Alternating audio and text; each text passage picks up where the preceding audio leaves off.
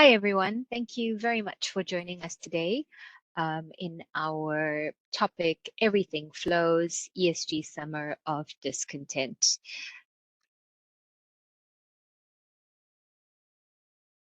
Just a couple of housekeeping rules.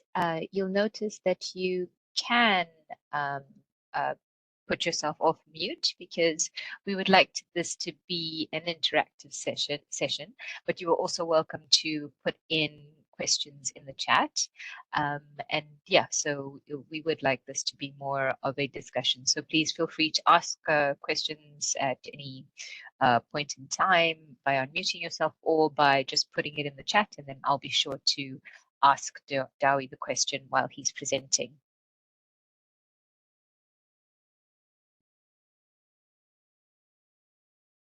All right, as a disclaimer, please note that this is not providing any form of advice or making any recommendation regarding a particular financial instrument, investment, or product. Our speaker today is Dowie John, Head of Research in the UK and Ireland, and I will leave it to him to introduce himself further. That's pretty much it. Can you hear me? Yes, thanks, Dowie. I'm expecting the gremlins of WebEx to kick in at any point. So if you can't hear me or the slides are stuck, all of which have happened on these presentations before, please let me know. Otherwise, it's going to be a really weird presentation. Right. We thought we'd focus on this one, given the introduction of SDR and all the movements around SFDR in Europe, and the fact that this has become a political football, particularly in the US, but also elements of that within the UK on the sustainable market. But as ever, we'll cover some macro, sustainable UK fund market over the year to date, and then Q3 for general UK fund flow. So please feel free to kick in on, chip in on any of those. Livania, next slide, please. So macro outlook first, highlights, lowlights, or whatever you want. Fairly benign outlook at the moment, and I'll cover all of these in bit by bit along with some other stuff. So rather than dwell on this, next slide, please. Sure. Regular outlook. So as you can see,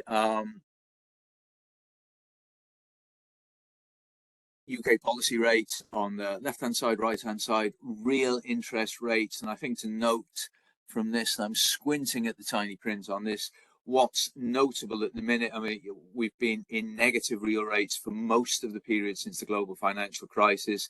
Things exacerbated much more, as we know, throughout COVID, bounced back in the recovery for COVID, and now we're re-entering, really for the first time for about 15 years, what you would call normal in terms of long run, in that real rates are positive, and that overall is in and of itself a generally positive thing, particularly if you are looking to make money on fixed income securities. Next slide, please. I'm going to race through these. I mean, it's kind of my regular pitch. And it was more interesting when things were more chaotic, but this is just setting a backdrop, really. Again, another fairly positive, I think, slide in that we're seeing core and CPI inflation reduce from the 22 onwards highs. We're also seeing regular earnings across the economy and in the private sector. That growth rates start to subside, but they're ahead of inflation, which shows that we should see increased demand within the economy. And again, I think that's a positive sign overall. Next slide, please. Hi, Dowie. Just a question on this. When we're looking at the regular earnings versus CPI, is it also good for it to be coming down a bit in comparison to maybe what we're seeing on the chart, like the last decade and a half or so? It depends on which fighter you want to pick across the economists' landscape. Really, I would say overall, I think the earnings are ahead of inflation. It's a relative thing. That's a positive thing because we should see demand pick up.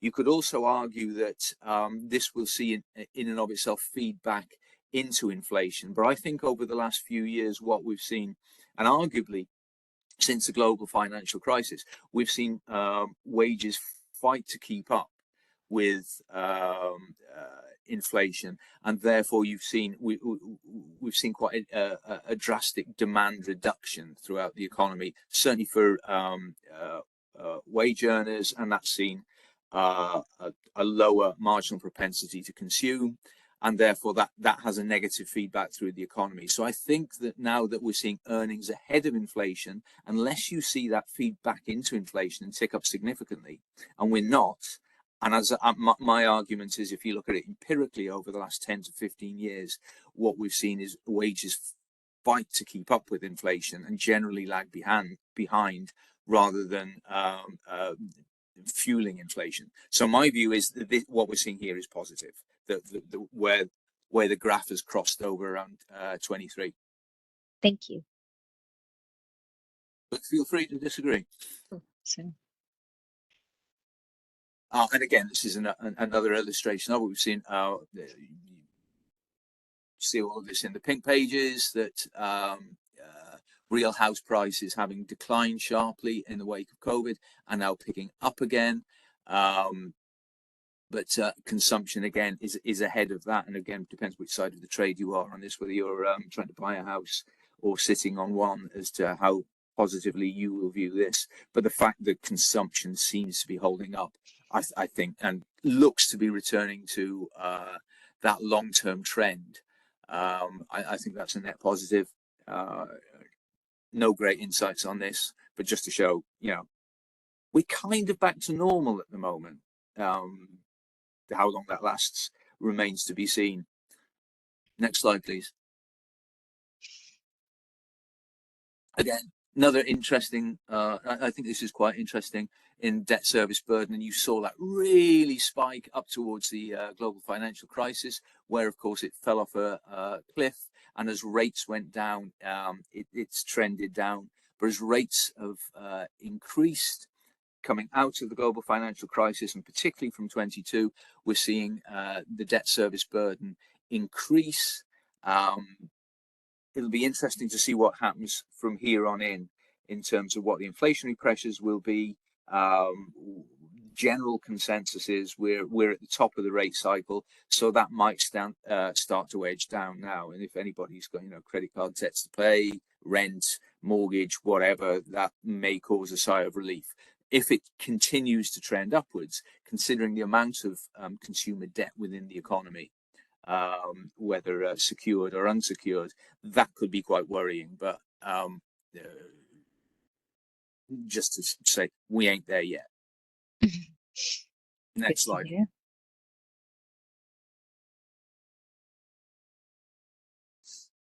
And business investment. I mean, this in and of itself isn't massively interesting. Again, we've got a return-ish to trend after things fell off a cliff. But I thought this was worth including because I heard an interesting argument recently, or there was a debate that normally you would expect manufacturing to be leading and services follow, and it's manufacturing, despite the fact that it's a relatively small proportion of the economy. Manufacturing is what you need to watch, because if we ain't making stuff, we ain't doing all the other important stuff.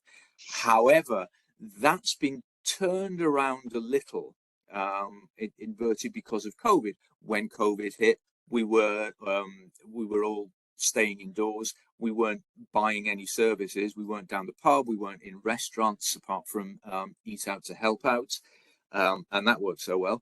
And we weren't going on holiday, so on and so forth. However, as soon as we were allowed to go out and spend on stuff, we were all in pubs, back in restaurants, taking our holidays, getting experiences, and that relationship between manufacturing and services inverted. So, you know, the money went elsewhere and services began to lead, became much more important. We're seeing that apparently now slowly, or certainly I've heard this argued, and I think it's quite a convincing argument, slowly return back to trend. But again, I've said this a number of times, we are not there yet. So the fact that we're seeing manufacturing on a downtrend while services are on an uptrend possibly isn't as worrying as it might be normally, but we shall see. Within that, business investment is rattling around, trending downwards. That's possibly more worrying within this context. But the whole relationship between services and manufacturing, I thought was and the change in that was worth noting, and something worth watching. Next slide, please. Again, in terms of business investment,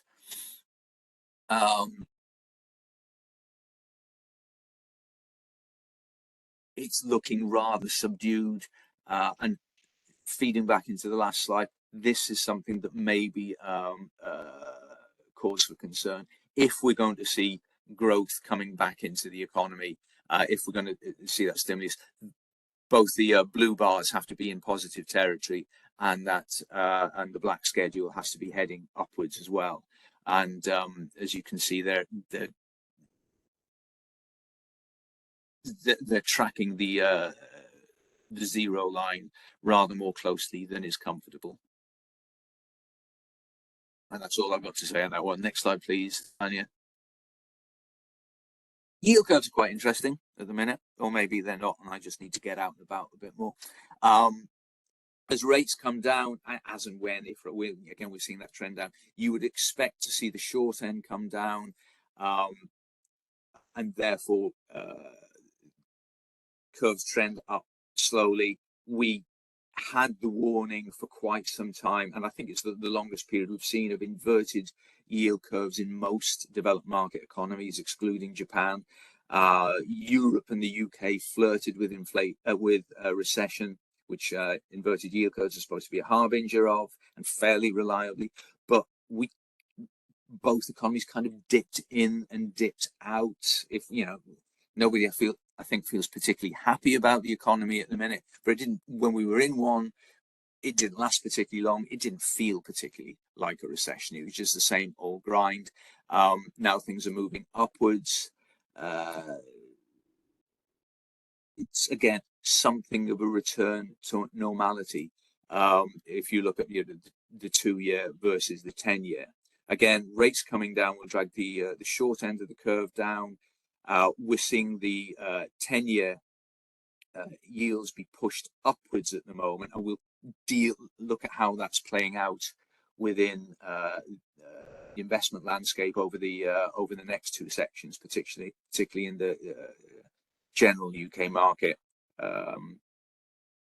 section. But as you probably know, since September, with speculation about the Chancellor changing budgetary rules, yields have pushed upwards, premiums have gone downwards on 10-year gilts, and that would push it more positively as well. But that shows the non so positive side of that. That indicates investor concern, particularly institutional investor concern about increased government borrowing, therefore increased supply, and kind of sluggish demand as a result. Next slide, please. And into sustainability. But before we go on that, anybody got any thoughts on the macro outlook? Again, this is just my scene setting, really.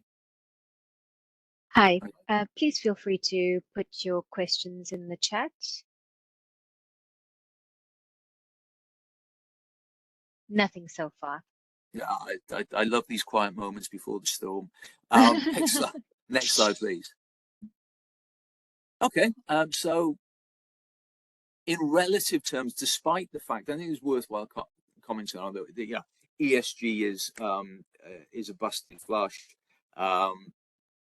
Certainly, the enthusiasm for it has subsided somewhat, and I've heard my colleagues in other part of the businesses, particularly in indices, say, well, it's looking more like a mature than a growth sector at the moment. We are still seeing considerable flows into sustainable assets.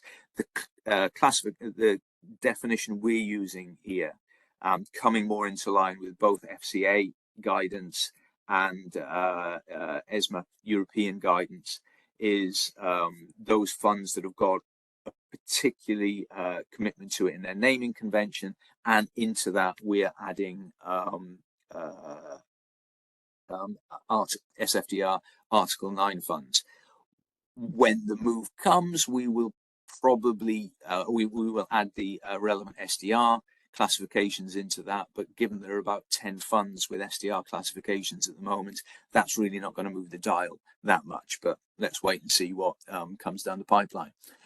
It's been positive for equities, not really so much else. We'll look at why that might be elsewhere, and equity US in particular. And I think there are a few interesting things going around that and quite surprising, but will come to surprise me anyway. But we'll look at that in more detail later. And active and passive we'll come to in due course.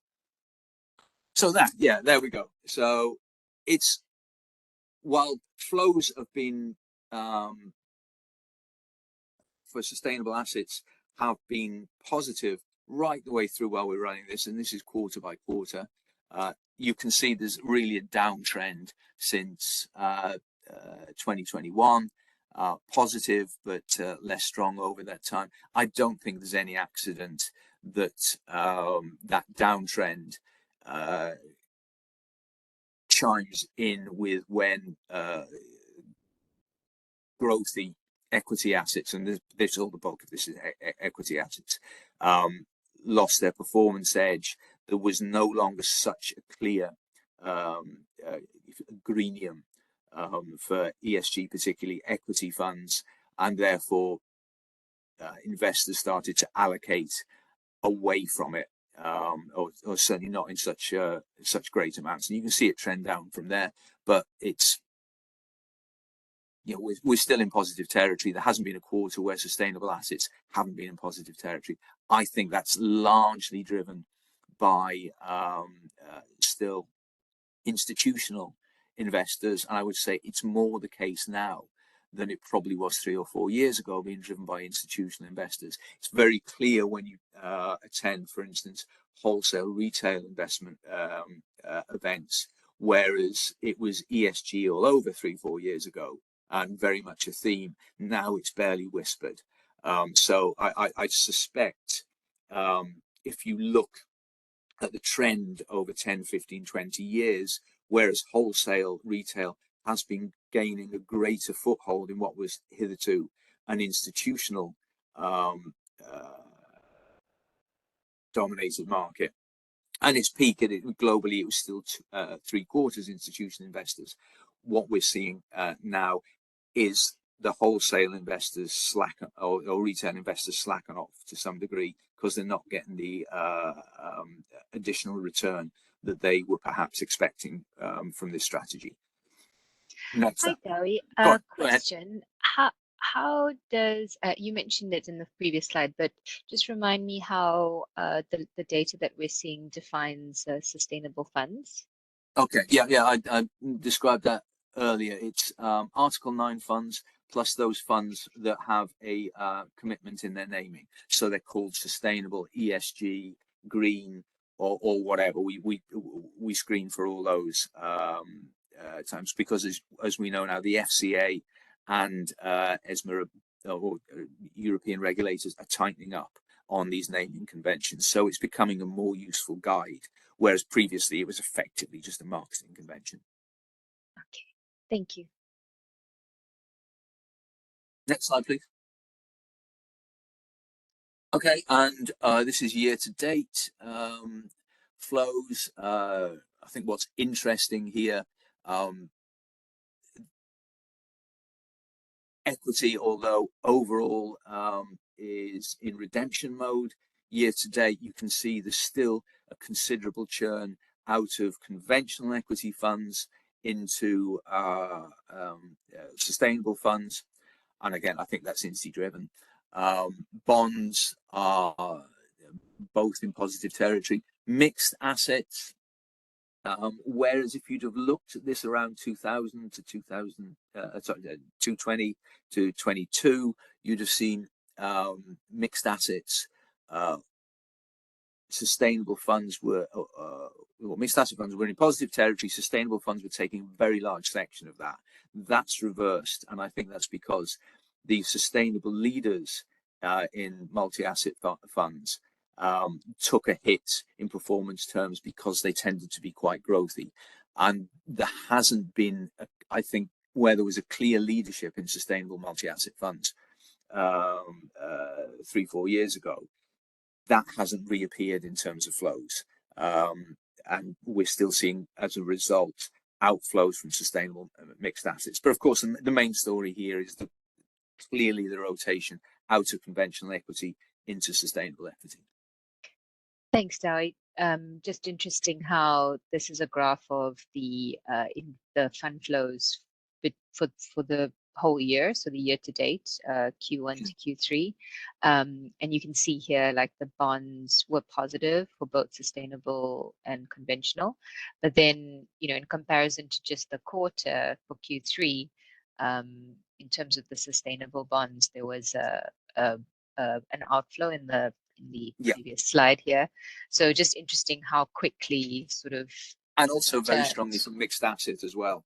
Yeah, exactly. So it's quite, there's a trend. There's definitely a trend out. It seems. But there's also, if you look at Q3 as in and of itself as well, that's a very interesting point. That bonds in general have seen outflows, and much of that comes down to not just Q3 but September. Wow. There as well, where and that's arguably a reaction to budgetary fears. We've seen risk assets are in big outflow mode in general in September. That's had a considerable effect, and we'll come to this later. So I would think, because if you look at it on a more granular level, and we'll do it next slide, because this leads us into the next bit quite nicely. No, not quite nicely. Then we're not there yet, but there's no clear pattern with where the fixed income or sustainable bond outflows are coming from. My feeling is it's collateral damage. Now, here's what I think is an interesting point. That's you see the little red boxes have just appeared there. In terms of this is what areas of the sustainable market have been leading in performance. This is a FTSE index level. On the left-hand side is 3 months. On the right-hand side is 6 months. Oh, no, sorry, year to date. So it's not 6 months. It's 9 months, my error on the chart. Now, if you look at what's been happening over 9 months, because of the elevated rate environment, renewables have been taking a hammering. Yeah.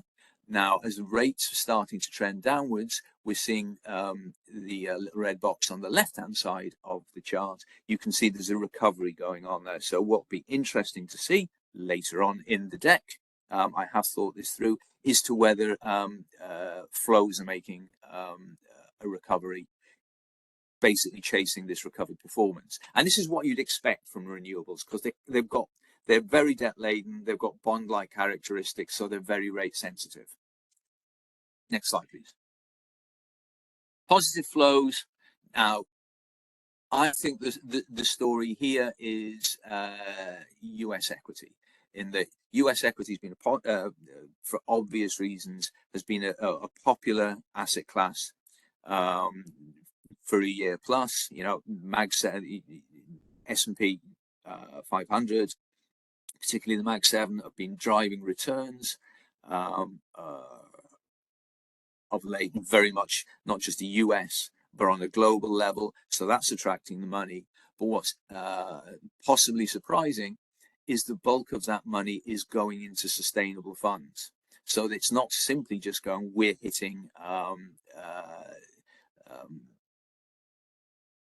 Amazon, Alphabet, so on and so forth. It's got a particular sustainable theme to it. Now, within those funds, if you dig down into it, you are getting exposure to these companies. Tech tends to be overrepresented as you'd expect in sustainable funds, but more so, I would argue, within the lighter green, more your Article 8 type funds. So, you know, where we've seen that churn from out of non-sustainable equity into sustainable equity, it's very much with a US flavor to it. Sorry, rambling a bit there. I'll cut that down. Next slide, please. Unless anybody's got any comments. No, not at the moment. Right. Second chart. This is the outflows. Equity UK. Most of this, I think, is, with the exception really of money market GBP, this is kind of collateral damage. You know, if you look at the big outflows, they're from UK equity, which continues to be a pariah classification, and sustainable UK equity has got a nibble in that, but it doesn't dominate it in the way that sustainable flows dominate the US. What's interesting here, if you can cast your minds way back to 2 slides before, is that the second biggest outflows, although they're much smaller compared to UK, are equity theme alternative energy, which is where we've seen performance recover. There we go. Thanks very much. But going back again, flows haven't recovered. And if we look at just September, for instance, flows out of equity theme alternative energy funds for that month alone are 190 million, which isn't huge, but it's significant. Thanks, Gary. I'm just moving to the next one. Yep. Sustainable bond. Sorry, just a question on that. Is the inflows, do you think the inflows and possibly the outflows, and maybe these have separate answers, but do you think it's coming from institutional or private investors? It's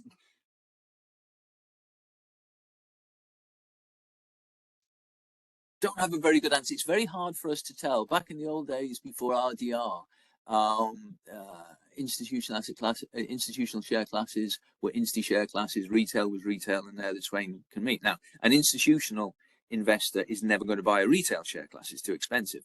But obviously now you can put insti share classes on platforms and segment them out. So it's much harder for us to tell. When it comes to sustainable investing, my feeling is that this, as I said before, it's mainly institutionally driven, and probably more institutionally driven now than it was 3 or 4 years ago. Thank you. Okay, so here's active versus passive. The passives are the coloured bits, grey and black are active. So you can see, I suppose the story here over the last quarter is that it's passive bonds that have sold off. Also in the equity space, it's active active managers that are getting most of the money. Now, when it comes to looking at the UK market in general, we'll see where this is going. And again, I think it's quite surprising, but unless anybody's got any particular question on that, we'll move on from there because it's just more scene setting. Sustainable flows by asset manager. Again, I'll cover this very quickly. This is year to date, and just BlackRock owns this space, and BlackRock owns this space through equity, and that lead increases with every quarter. They're taking a huge amount with their both active and passive equity funds. Any questions on the sustainability section, because that's done and dusted now, and into the UK market in general. Sorry, feel free to unmute yourself as well if you'd like to ask something. All right. Cool. UK market. So this we're just looking at Q3 on this one, whereas the emphasis in the sustainable fund section was year to date. So whereas equity fund, sustainable equity seen strong or significant inflows, we've seen big outflows over Q3, particularly from equities, and that is concentrated around, as we'll see, in September. Now that's hit passives. Often you'll see passives withstand this. Not been the case this one. Money's got to go somewhere. Money market GBP funds are generally the beneficiary. That's no surprise. So next slide, please, Lavanya.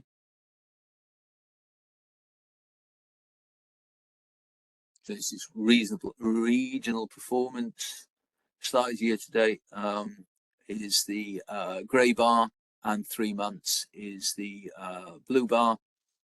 Equities on the left-hand side, govies in the middle, corporates on the right-hand side. So we've seen over 3 months, emerging markets recovered. FTSE 250 has done pretty well. UK's done pretty well, although as we see, that's not reflected in flows. And this tends to be a perennial thing. If you've dialed into these calls before, you'll know this is, me points out that, and whatever happens with the UK market performance, certainly with large caps, mid caps are a little different. Just the sector hemorrhages money. And Japan, good 3 months, very poor year-to-date performance. There's been a real flip-flap on that. Okay, sorry, any question? Yeah, Dowie, just interesting to see how the UK, as you said, the large, maybe FTSE 100 reflection of that. Year-to-date figures are relatively good. I mean, if you look at some of the other markets, still trailing. US is interesting because obviously it's had a very strong year to date, but it's had it's lagged on a quarterly basis. So those big US bets haven't particularly paid off over Q3. And yet, even though I think sort of average performance, it's still kind of reflecting as outflows in equity, right? In the funds. In what way? I don't think there's much of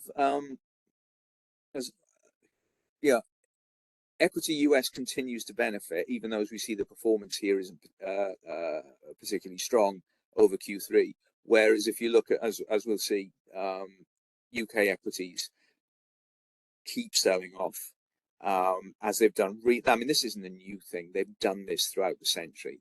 People just go, "Oh, it's happened since Brexit." Yes, it's happened since Brexit, but it was happening before.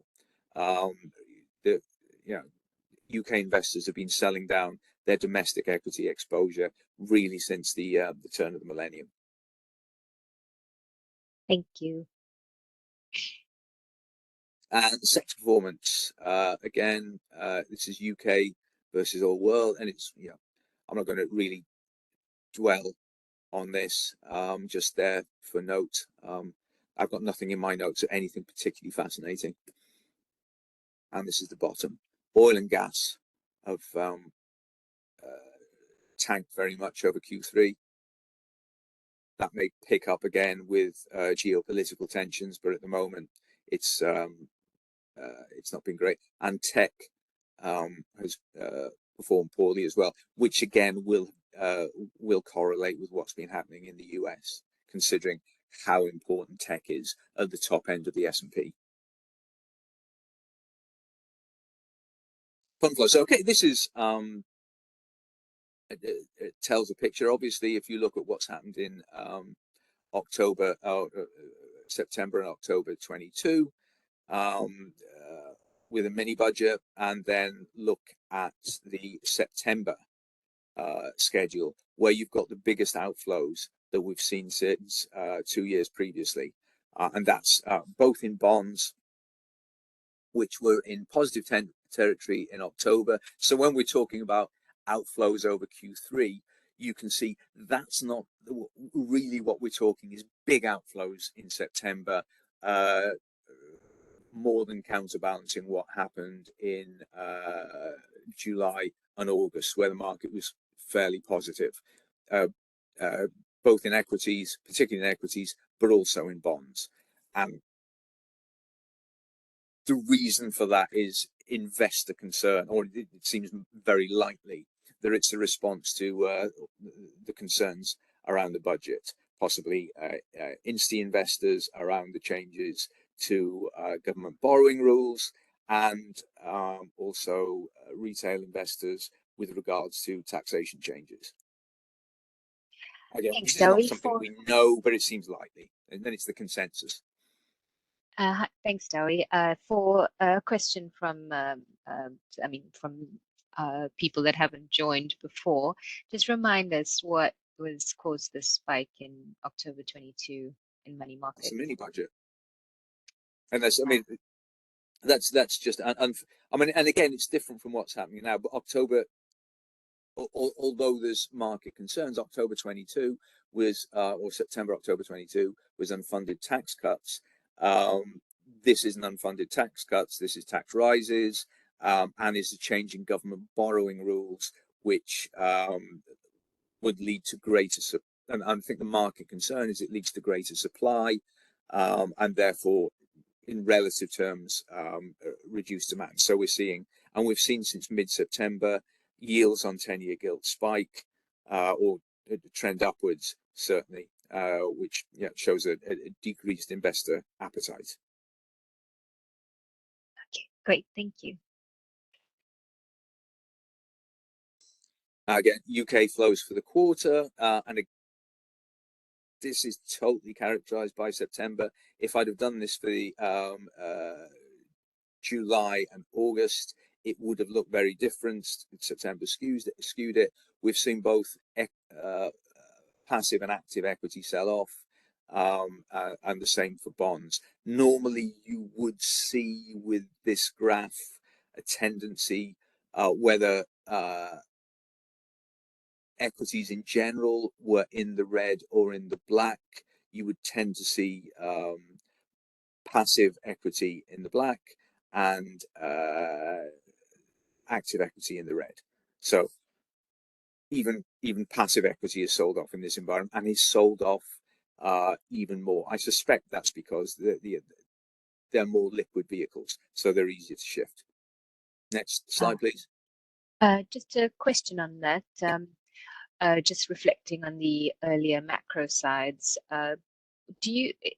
what's affecting the divestment in bonds?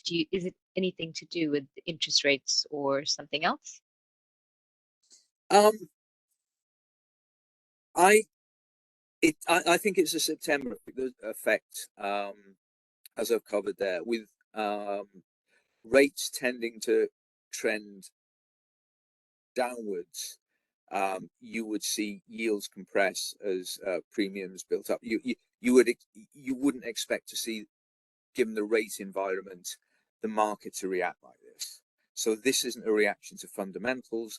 This is a reaction to, I suspect, and again, I hate to be consensus, but it's difficult to be anything but in this one. It's a reaction to the macro environment. It's a reaction to what's expected from the budget.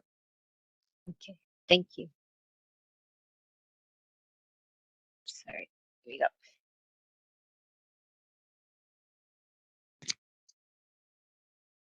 Top 10 flows. I'm squinting at this because it's small on my screen. For the quarter, obviously, in a risk-off environment, money market funds always come through. Equity global. In the early 20s, equity global was making all the running in the asset class, and others were playing catch up. Since 22, equity US has become more and more popular.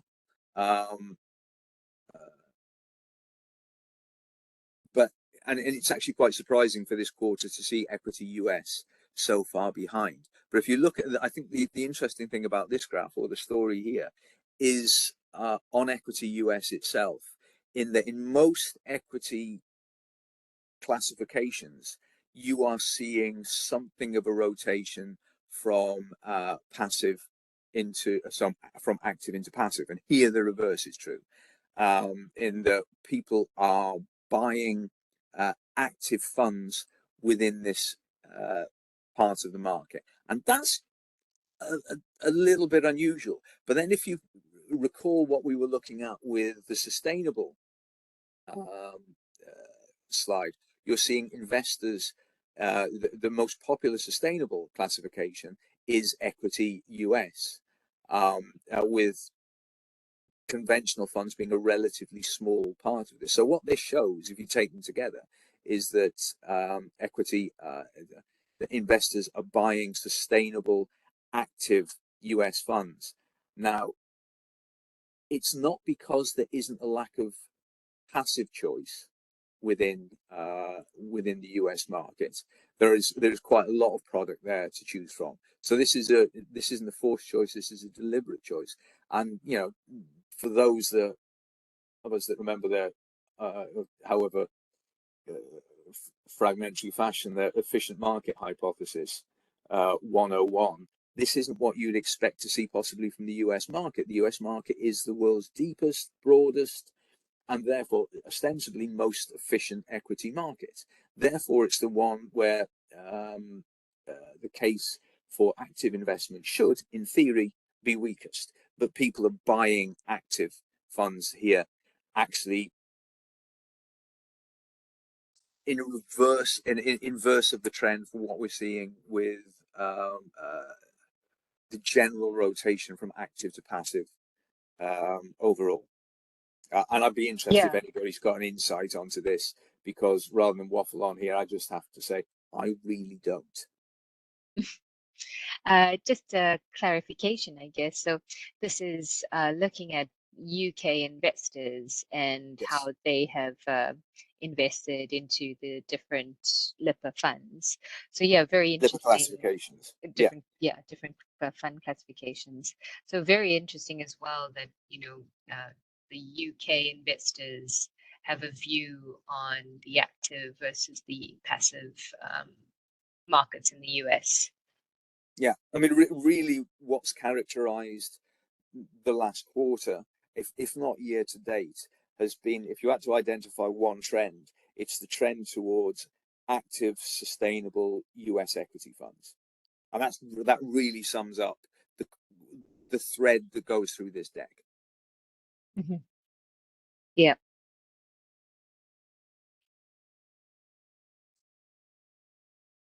And again, squinting on my screen because I'm looking at that, you can see that it's, I mean, bonds have sold off as we'd expect.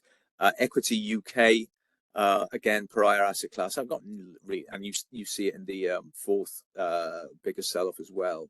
Equity UK income, and also further down, you're seeing a rotation out of certain mixed income classifications, mixed income balanced and mixed income conservative. So these are the more bond heavy mixed investment classifications. Now, I've covered this before, so I'll remark on this briefly. What we think is happening is in that the previous low rate environment, investors were buying mixed investment funds with higher bond exposure as a kind of bond surrogates that give them a little bit of an equity kicker where they were getting very little return from bonds. As bond yields have increased and become a more attractive asset class, we're seeing a reversion of that trade.